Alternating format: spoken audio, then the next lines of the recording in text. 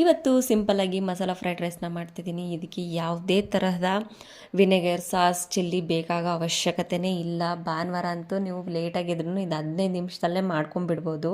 ನೀವು ಮಕ್ಳಿಗೂ ಸಹ ಮಾಡ್ಕೊಡ್ಬೋದು. ಒನ್ ಟೈಮ್ ಮಾಡಿ ನೋಡಿ, ತುಂಬಾ ರುಚಿ ಕೊಡುತ್ತೆ. ಮಕ್ಕಳು ಪದೇ ಪದೇ ಅದನ್ನೇ ಕೇಳ್ತಿರ್ತಾರೆ. ಇದನ್ನು ಹೇಗೆ ಮಾಡೋದು ಅಂತ ನೋಡ್ಕೊಂಬರೋಣ. ಒಂದು ಕುಕ್ಕರ್ಗೆ ಎಣ್ಣೆ, ಜೀರಿಗೆ, ಈರುಳ್ಳಿ ಹಾಕಿ ನೀಟಾಗಿ ಫ್ರೈ ಮಾಡ್ಕೊತಾ ಇದ್ದೀನಿ.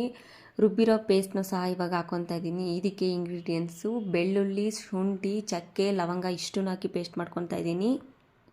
ಕಾಯಿ ತುರಿನೂ ಹಾಕ್ಕೊಂಡು ಕ್ಯಾಪ್ಸಿಕಮ್, ಬೀನ್ಸ್, ಕ್ಯಾರೆಟ್ನೂ ಹಾಕಿ ನೀಟಾಗಿ ಇದನ್ನು ಮಿಕ್ಸ್ ಮಾಡ್ಕೊತಾ ಇದ್ದೀನಿ. ಇದು ಹಸಿ ವಾಸನೆ ಹೋಗೋವರೆಗೂ ಹುರ್ಕೊತಾನೆ ಇರಬೇಕು. ಇದೆಲ್ಲ ಆದಮೇಲೆ ನಾನು 2.5 ಲೋಟನ ನೀರನ್ನು ಸಹ ಹಾಕ್ಕೊತಾ ಇದ್ದೀನಿ. ನಿಮ್ಮ ಮನೇಲಿ ಎಷ್ಟು ಜನ ಇದ್ದಾರೋ ಅಷ್ಟು ಲೋಟ ನೀರು ಹಾಕೊಬೋದು. ನೀವು ಎಷ್ಟು ಅಕ್ಕಿ ಹಾಕಿರ್ತೀರೋ ಅದ್ರ ಮೆಜರ್ಮೆಂಟು ಸಹ ನೀಟಾಗಿ ಕುದಿಸ್ಕೊತಾ ಇದ್ದೀನಿ. ಈಗ 10 ನಿಮಿಷ ನಾನು ಅಕ್ಕಿನ ನೆನೆಸಿಟ್ಟಿದ್ದೆ, ಅದನ್ನು ಸಹ ಹಾಕಿ ಉಪ್ಪು ಹಾಕ್ಬಿಟ್ಟು ನೀಟಾಗಿ 15 ನಿಮಿಷ ಕುದಿಸ್ತಾ ಇದ್ದೀನಿ. ಯಾವುದೇ ಕಾರಣಕ್ಕೂ ನೀವು ಅಕ್ಕಿ ಹಾಕಿದ ತಕ್ಷಣ ಲೀಡ್ನ ಮುಚ್ಚಲಿಕ್ಕೆ ಹೋಗಬೇಡಿ. ಒಂದು 10 ನಿಮಿಷನಾದ್ರು ಕುದಿಸ್ಬಿಟ್ಟು ಹಾಕಿ. ಅನ್ನ ಫುಲ್ಲು ನಿಮಗೆ ಉಡಿಯಾಗಿ ಸಿಗುತ್ತೆ.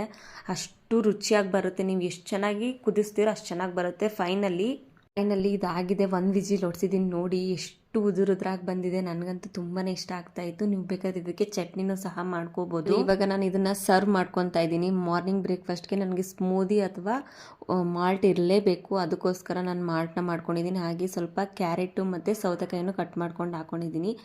ಯಾವಾಗಲೂ ಹೆಲ್ದಿಯಾಗಿರಬೇಕು ಅನ್ನೋದೇ ನನ್ನ ಆಸೆ. ಅದಕ್ಕೋಸ್ಕರ ಇಷ್ಟು ಸಿಂಪಲಾಗಿ ಮಾಡ್ಕೊತೀನಿ. ಮಿನಿ ವ್ಲಾಗ್ ನಿಮ್ಗೆ ಇಷ್ಟ ಆಗಿದೆ, ಲೈಕ್, ಶೇರ್, ಸಬ್ಸ್ಕ್ರೈಬ್ ಮಾಡ್ಕೊಳ್ಳಿ. Thank you so much. Next ವ್ಲಾಗಲ್ಲಿ ಸಿಗ್ತೀನಿ.